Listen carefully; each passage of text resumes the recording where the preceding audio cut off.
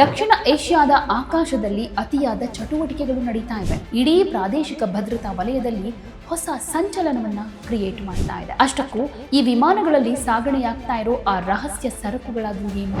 ಸೇಡಿನ ಕಿಚ್ಚು ಹಾಗೆ ರಕ್ಷಣಾ ಕವಚ. ಆಪರೇಷನ್ ಸಿಂಧೂರ್ ನಂತರ ಹಲ್ಲು ಕಿತ್ತ ಹಾವಿನಂತಾಗಿರೋ ಪಾಕಿಸ್ತಾನ ಈಗ ಚೀನಾ ಮತ್ತು ಟರ್ಕಿಯ ಬೆಂಬಲದೊಂದಿಗೆ ಮತ್ಯಾವ ತಂತ್ರವನ್ನ ಹೆಣಿತಾ ಇದೆ. ನಮಸ್ಕಾರ ಎಲ್ರಿಗೂ, ಇದು ಒನ್ ಇಂಡಿಯಾ ಕನ್ನಡ. ನಾನ್ ಪ್ರತಿಮಾ. ವೀಕ್ಷಕರೇ, ಇತ್ತೀಚೆಗೆ ದಕ್ಷಿಣ ಏಷ್ಯಾದ ಆಕಾಶದಲ್ಲಿ ಅತಿಯಾದ ಚಟುವಟಿಕೆಗಳು ನಡೀತಾ ಇವೆ. ಅದೇನು ಗೊತ್ತಾ? ರಾವಲ್ಪಿಂಡಿಯ ನೂರ್ಖಾನ್ ವಾಯುನೆಲೆ ಹಾಗೆ ಕರಾಚಿಯ ಮಸ್ರೂರ್ ವಾಯುನೆಲೆಗಳಲ್ಲಿ ಮೇಲೊಂದರಂತೆ ಬಂದಿಳಿತಾ ಇರೋ ಚೀನಾ ಹಾಗೆ ಟರ್ಕಿಯ ಬೃಹತ್ ಮಿಲಿಟರಿ ಸಾರಿಗೆ ವಿಮಾನಗಳು ಇಡೀ ಪ್ರಾದೇಶಿಕ ಭದ್ರತಾ ವಲಯದಲ್ಲಿ ಹೊಸ ಸಂಚಲನವನ್ನ ಕ್ರಿಯೇಟ್ ಮಾಡ್ತಾ ಇದೆ. ಅಷ್ಟಕ್ಕೂ ಈ ವಿಮಾನಗಳಲ್ಲಿ ಸಾಗಣೆಯಾಗ್ತಾ ಇರೋ ಆ ರಹಸ್ಯ ಸರಕುಗಳಾದ್ರೂ ಏನು? ಆಪರೇಷನ್ ಸಿಂಧೂರ್ ನಂತರ ಹಲ್ಲು ಕಿತ್ತ ಹಾವಿನಂತಾಗಿರೋ ಪಾಕಿಸ್ತಾನ ಈಗ ಚೀನಾ ಮತ್ತು ಟರ್ಕಿಯ ಬೆಂಬಲದೊಂದಿಗೆ ಮತ್ಯಾವ ತಂತ್ರವನ್ನ ಹೆಣಿತಾ ಇದೆ. ಕಾಶ್ಮೀರ ಭಾರತದ ಅವಿಭಾಜ್ಯ ಅಂಗ ಅಂತ ಅಮೆರಿಕದ ರಾಯಭಾರಿ ಕೊಟ್ಟ ಹೇಳಿಕೆಯಿಂದ ಕಂಗಾಲಾಗಿರೋ ಪಾಕ್ ಸೈನ್ಯ ತನ್ನ ವಾಯು ನೆಲೆಗಳನ್ನು ಬಂದ್ ಮಾಡಿ ಫತಾಹ್ 4 ಕ್ಷಿಪಣಿ ಪರೀಕ್ಷೆಗೆ ಮುಂದಾಗಿದ್ದು ಗೊತ್ತೇ ಇದೆ. ಆಗಸ್ಟ್ 7ನೇ ತಾರೀಕು ಸೌದಿ ಅರೇಬಿಯಾ, ಟರ್ಕಿ ಹಾಗೆ ಪಾಕಿಸ್ತಾನ ಸಹಿ ಹಾಕಿದ ಮಕ್ಕಾ ಜಂಟಿ ರಕ್ಷಣಾ ಒಪ್ಪಂದದ ನಂತರ ದಕ್ಷಿಣ ಏಷ್ಯಾದಲ್ಲಿ ತ್ರಿಕೋನ ಸಮರ ಒಕ್ಕೂಟ ರೂಪುಗೊಳ್ತಾ ಇದೆಯಾ ಅನ್ನೋ ಪ್ರಶ್ನೆ ಕ್ರಿಯೇಟ್ ಆಗುತ್ತೆ. ಈ ಉದ್ವಿಗ್ನ ವಾತಾವರಣದ ಹಿಂದಿರೋ ಸಾಧ್ಯತೆಗಳು ಹಾಗೆ ಭಾರತದ ಮುಂದಿರೋ ಸವಾಲುಗಳೇನು? ಇದೆಲ್ಲ ಪ್ರಶ್ನೆಗಳಿಗೆ ಒಂದಷ್ಟು ಉತ್ತರ ಹುಡುಕೋ ಪ್ರಯತ್ನವನ್ನ ಮಾಡ್ತಾ ಇದ್ದೀವಿ. ಕೊನೆ ತನಕ ಈ ವಿಡಿಯೋ ನೋಡಿ. ಮೊದಲಿಗೆ ಈ ಏರ್ಲಿಫ್ಟ್ ಕಾರ್ಯಾಚರಣೆಯ ತಾಂತ್ರಿಕ ಮಗ್ಗುಲುಗಳನ್ನು ಸೂಕ್ಷ್ಮವಾಗಿ ಗಮನಿಸೋದಾದ್ರೆ, ಪಾಕಿಸ್ತಾನದ ಸೈನ್ಯದ ಪ್ರಮುಖ ನರನಾಡಿಯಂತಿರೋ ನೂರ್ಖಾನ್ ವಾಯುನೆಲೆ ಮತ್ತು ಕರಾಚಿಯ ಮಸ್ರೂರ್ ವಾಯುನೆಲೆಗಳಲ್ಲಿ ಕಮರ್ಷಿಯಲ್ ಅಲ್ಲದ ಸಂಪೂರ್ಣ ಮಿಲಿಟರಿ ಗ್ರೇಡ್ ಸಾರಿಗೆ ವಿಮಾನಗಳ ನಿರಂತರ ಸಂಚಾರ ಕಂಡು ಬರ್ತಾ ಇದೆ. ಸೊ ಏನಿರಬಹುದು ಈ ಸರಕುಗಳಲ್ಲಿ ಅನ್ನೋ ಪ್ರಶ್ನೆ ಬಂದ್ರೆ, ಯಾವುದೇ ದೇಶ ಮಿಲಿಟರಿ ಏರ್ಲಿಫ್ಟ್ ಮೂಲಕ ಸರಕುಗಳನ್ನು ತರಿಸ್ಕೊಳ್ತಾ ಇದೆ ಅಂತಂದ್ರೆ ಅದು ಅತ್ಯಂತ ತುರ್ತಾದ ಅಥವಾ ಹೈಟೆಕ್ ಉಪಕರಣಗಳಾಗಿರುತ್ತೆ.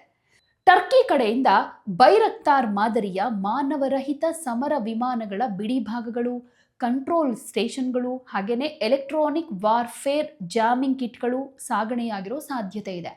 ಚೀನಾ ಕಡೆಯಿಂದ ಪಾಕಿಸ್ತಾನ ಈಗಾಗಲೇ ಹೊಂದಿರುವಂತಹ HQ-9B ರೇಡಾರ್ ವ್ಯವಸ್ಥೆಗಳಿಗೆ ಬದಲಿ ಬಿಡಿಭಾಗಗಳು, ಕ್ಷಿಪಣಿ ತಂತ್ರಜ್ಞಾನ ಹಾಗೆ ಇತ್ತೀಚೆಗೆ ಚರ್ಚೆಗೆ ಬಂದಿರೋ LD-2000 ಕ್ಲೋಸ್ ಇನ್ ವೆಪನ್ ಸಿಸ್ಟಮ್ಸ್ ನಂತಹ ವಾಯು ರಕ್ಷಣಾ ಉಪಕರಣಗಳು ಪೂರೈಕೆಯಾಗಿರೋ ಶಂಕೆ ಇದೆ.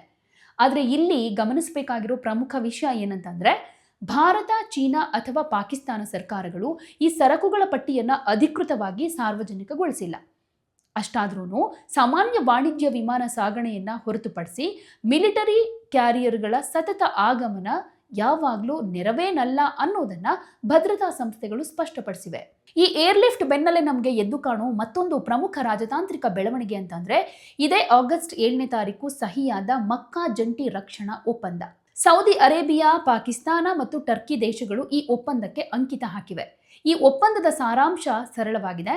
3 ದೇಶಗಳಲ್ಲಿ ಯಾವುದಾದ್ರೂ ಒಂದರ ಮೇಲೆ ಸಶಸ್ತ್ರ ದಾಳಿ ನಡೆದರೆ ಅದನ್ನು 3ರ ಮೇಲಿನ ದಾಳಿ ಅಂತ ಪರಿಗಣಿಸಲಾಗುತ್ತೆ.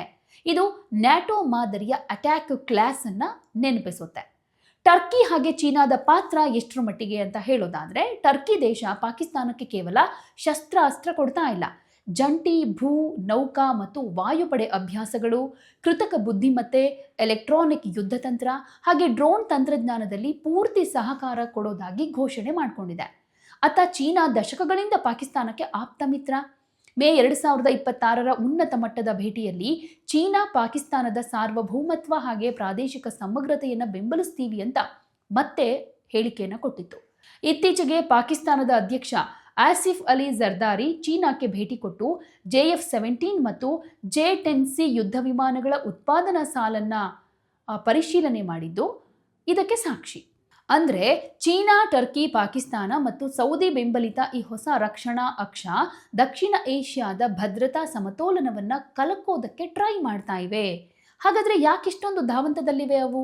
ಇದಕ್ಕೆ ಪ್ರಮುಖ ಕಾರಣ ಏನಂತಂದ್ರೆ, 2025ರ ಭಾರತ ಪಾಕಿಸ್ತಾನ ಸಂಘರ್ಷ ಹಾಗೆ ಆಪರೇಷನ್ ಸಿಂಧೂರ್ನಿಂದ ಅನುಭವಿಸಿದ ಭಾರೀ ಹೊಡೆತ, ಸೇಡಿನ ಕಿಚ್ಚು ಹಾಗೆ ರಕ್ಷಣಾ ಕವಚ. 2025ರ ಸಂಘರ್ಷದಲ್ಲಿ ಪಾಕಿಸ್ತಾನ ತನ್ನ ಬಳಿ ಇದ್ದ ಚೀನಾ ಮೂಲದ J-10C, HQ-9P ವ್ಯವಸ್ಥೆಗಳು ಮತ್ತು ಟರ್ಕಿಯ ಬೈರಕ್ತಾರ್ ಡ್ರೋನ್ಗಳನ್ನು ಬಳಸಿದ್ರೂ ಭಾರತದ ವಾಯುಪಡೆ ಮತ್ತು ವಾಯು ರಕ್ಷಣಾ ವ್ಯವಸ್ಥೆ ಮುಂದೆ ಅವು ಹಿನ್ನಡೆ ಅನುಭವಿಸಿದ್ವು. ಈ ಅನುಭವದಿಂದ ಪಾಕಿಸ್ತಾನಕ್ಕೆ ತನ್ನ ಡ್ರೋನ್ ಮತ್ತು ಏರ್ ಡಿಫೆನ್ಸ್ ಸಾಮರ್ಥ್ಯ ಸಾಲದು ಅನ್ನೋದು ಅರಿವಾಗಿದೆ. ಫತಾಹ್ 4 ಕ್ಷಿಪಣಿ ಪರೀಕ್ಷೆಯ ಹುನ್ನಾರ ಅಂತ ಬಂದಾಗ ಇತ್ತೀಚಿನ ವರದಿಗಳ ಪ್ರಕಾರ ಪಾಕಿಸ್ತಾನ ತನ್ನ ವಾಯುಮಂಡಲದ ಕೆಲವು ಭಾಗಗಳನ್ನು ಬಂದ್ ಮಾಡಿ ತನ್ನ ನೂತನ ಫತಾಹ್ 4 ಮಲ್ಟಿ ಲಾಂಚ್ ರಾಕೆಟ್ ಕ್ಷಿಪಣಿ ವ್ಯವಸ್ಥೆಯ ಪರೀಕ್ಷಾರ್ಥ ಉಡಾವಣೆಗೆ ಸಿದ್ಧತೆ ನಡೆಸ್ತಾ ಇದೆ. ಭಾರತಕ್ಕೆ ಬೆದರಿಕೆ ಒಡ್ಡೋದಕ್ಕೆ ಹಾಗೆ ತನ್ನ ದೇಶದ ಜನರಿಗೆ ತಾನು ಶಕ್ತಿಶಾಲಿ ಅಂತ ತೋರಿಸ್ಕೊಳ್ಳೋದಕ್ಕೆ ಈ ಪರೀಕ್ಷೆಗಳು ಬೇಕಾಗಿದೆ.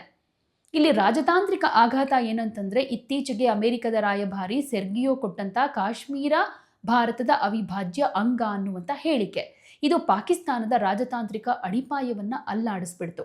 ಜಾಗತಿಕವಾಗಿ ಒಂಟಿಯಾಗ್ತಾ ಇರೋ ಭೀತಿಯಲ್ಲಿರೋ ಪಾಕಿಸ್ತಾನ ಚೀನಾ ಮತ್ತು ಟರ್ಕಿ ಕಡೆಗೆ ಸಂಪೂರ್ಣವಾಗಿ ವಾಲ್ತಾ ಇದೆ. ಪಾಕಿಸ್ತಾನಕ್ಕೆ ಶಸ್ತ್ರಾಸ್ತ್ರಗಳು ಹರಿದು ಬರ್ತಾ ಇವೆ ಅಂದ ತಕ್ಷಣ ಭಾರತ ಆತಂಕ ಪಡೋ ಅಗತ್ಯ ಏನಾದರೂ ಇದೆಯಾ? ಖಂಡಿತ ಇಲ್ಲ. ಭಾರತೀಯ ರಕ್ಷಣಾ ಏಜೆನ್ಸಿಗಳು ಈ ಪ್ರತಿಯೊಂದು ಬೆಳವಣಿಗೆಯನ್ನ ಕ್ಷಣ ಕ್ಷಣಕ್ಕೂ ಗಮನಿಸ್ತಾ ಇವೆ. ಭಾರತದ ಸುಧಾರಿತ ವಾಯು ರಕ್ಷಣೆ ಅಂದರೆ S-400 ಹಾಗೆ ಆಕಾಶ್ ಪ್ರೈಮ್, ಚೀನಾದ ಅಥವಾ ಟರ್ಕಿಯಿಂದ ಪಾಕಿಸ್ತಾನ ಯಾವುದೇ ಡ್ರೋನ್ ಅಥವಾ ಕ್ಷಿಪಣಿ ತಂದ್ರೂ ಭಾರತದ ಬಳಿ ಇರೋ S-400 ಸುದರ್ಶನ ವ್ಯವಸ್ಥೆ, ಆಕಾಶ್ ಪ್ರೈಮ್ ಮತ್ತು LRSAM ಕ್ಷಿಪಣಿಗಳು ಗಡಿಯುದ್ದಕ್ಕೂ ಉಕ್ಕಿನ ಕವಚವನ್ನು ನಿರ್ಮಿಸಿವೆ. ಇನ್ನು ಡ್ರೋನ್ ನಿರೋಧಕ ತಂತ್ರಜ್ಞಾನ 2025ರ ಸಂಘರ್ಷದ ಅನುಭವದಿಂದ ಭಾರತ ತನ್ನ ಗಡಿಗಳಲ್ಲಿ ಸ್ಥಳೀಯವಾಗಿ ತಯಾರಿಸಿದ ಇಂದ್ರಜಾಲ್ನಂತಹ ಕೃತಕ ಬುದ್ಧಿಮತ್ತೆ ಆಧಾರಿತ ಆಂಟಿ ಡ್ರೋನ್ ಗ್ರಿಡ್ಗಳನ್ನು ಅಳವಡಿಸಿದೆ. ಪಾಕಿಸ್ತಾನದ ಡ್ರೋನ್ಗಳನ್ನು ಎಲೆಕ್ಟ್ರಾನಿಕ್ ಜಾಮಿಂಗ್ ಮೂಲಕ ಧ್ವಂಸ ಮಾಡೋ ಸಾಮರ್ಥ್ಯ ಭಾರತಕ್ಕಿದೆ. ಇನ್ನೊಂದು ದ್ವಿಮುಖ ಯುದ್ಧದ ಸನ್ನದ್ಧತೆ. ಚೀನಾ ಮತ್ತು ಪಾಕಿಸ್ತಾನ ಜಂಟಿಯಾಗಿ ಒತ್ತಡ ಹೇರೋದಕ್ಕೆ ಟ್ರೈ ಮಾಡಿದ್ರು ಭಾರತೀಯ ಸೇನೆ ಹಾಗೆ ವಾಯುಪಡೆ ಲಡಾಖ್ನಿಂದ ಹಿಡಿದು ಅರುಣಾಚಲ ಪ್ರದೇಶದ ತನಕ ಹಾಗೆ ಪಶ್ಚಿಮ ಗಡಿಯಲ್ಲಿ ಸಂಪೂರ್ಣ ಸಜ್ಜಾಗಿದೆ. ಭಾರತದ ರಫೇಲ್, ಸುಖೋಯ್ 30, MKI ಹಾಗೆ ಪ್ರಚಂಡ್ ಹೆಲಿಕಾಪ್ಟರ್ಗಳು ಯಾವುದೇ ತುರ್ತು ಪರಿಸ್ಥಿತಿಯನ್ನು ಎದುರಿಸೋದಕ್ಕೆ ಸಜ್ಜಾಗಿವೆ. ಚೀನಾ ಮತ್ತು ಟರ್ಕಿಯ ಸತತ 20 ಗಂಟೆಗಳ ಏರ್ಲಿಫ್ಟ್, ಮಕ್ಕಾ ಒಪ್ಪಂದ ಹಾಗೂ ಪಾಕಿಸ್ತಾನದ ಫತಾಹ್ 4 ಕ್ಷಿಪಣಿ ಪರೀಕ್ಷೆಯ ಯತ್ನಗಳು ಇವೆಲ್ಲವೂ ದಕ್ಷಿಣ ಏಷ್ಯಾದಲ್ಲಿ ಭದ್ರತಾ ಸಮತೋಲನವನ್ನು ಕದಡೋ ಯತ್ನಗಳಾಗಿವೆ ಅನ್ನೋದಂತೂ ಸ್ಪಷ್ಟ. ಆದರೆ ಕೇವಲ ಸಾಲದ ಹಣದಲ್ಲಿ ಮತ್ತು ವಿದೇಶಿ ಶಸ್ತ್ರಾಸ್ತ್ರಗಳ ಮೇಲೆ ನಿಂತಿರೋ ಪಾಕಿಸ್ತಾನದ ಮಿಲಿಟರಿ ಸಾಮರ್ಥ್ಯ ಆತ್ಮನಿರ್ಭರ ಭಾರತದ ಸ್ವದೇಶಿ ರಕ್ಷಣಾ ಶಕ್ತಿಯ ಮುಂದೆ ದೀರ್ಘಕಾಲ ನಿಲ್ಲೋದಕ್ಕಂತೂ ಸಾಧ್ಯ ಇಲ್ಲ. ಭಾರತ ತನ್ನ ಸೈನ್ಯದ ಆಧುನೀಕರಣ ಹಾಗೆ ರಾಜತಾಂತ್ರಿಕ ಪ್ರಾಬಲ್ಯದಿಂದ ಈ ತ್ರಿಕೋನ ಸವಾಲನ್ನು ಎದುರಿಸೋದಕ್ಕೆ ಕಂಪ್ಲೀಟ್ ಆಗಿ ರೆಡಿಯಾಗಿದೆ. ಚೀನಾ, ಟರ್ಕಿ, ಪಾಕಿಸ್ತಾನದ ಅಕ್ಷದ ಈ ರಹಸ್ಯ ಸಾಗಣೆ ಹಾಗೆ ಸೇನಾ ಚಟುವಟಿಕೆಗಳ ಬೆನ್ನಲ್ಲೇ ಭಾರತೀಯ ರಕ್ಷಣಾ ಪಡೆಗಳು ಹಾಗೆ ಭದ್ರತಾ ಏಜೆನ್ಸಿಗಳು ಅಲರ್ಟ್ ಕೂಡ ಆಗಿದ್ದಾರೆ. ಯಾಕೆಂದರೆ ಗಡಿಯುದ್ದಕ್ಕೂ ತ್ರಿವಿಧ ಪಡೆಗಳ ತ್ರಿಶೂಲ ಕಾವಲು ಇದೆ.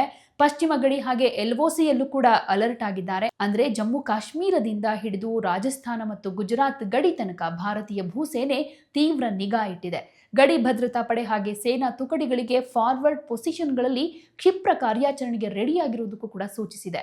ಇನ್ನು ವಾಯುಪಡೆ ಅಂತ ಬಂದಾಗ ಭಾರತೀಯ ವಾಯುಪಡೆ ತನ್ನ ರಫೇಲ್ Su-30MK ಹಾಗೆ ರಫೇಲ್ ಯುದ್ಧ ವಿಮಾನಗಳ ಮೂಲಕ ಅಂತಾರಾಷ್ಟ್ರೀಯ ಗಡಿ ಹಾಗೂ ನಿಯಂತ್ರಣ ರೇಖೆಯ ಬಳಿ ನಿರಂತರ ಕಾಂಬ್ಯಾಟ್ ಏರ್ ಪೆಟ್ರೋಲಿಂಗ್ ನಡೆಸ್ತಾ ಇದೆ.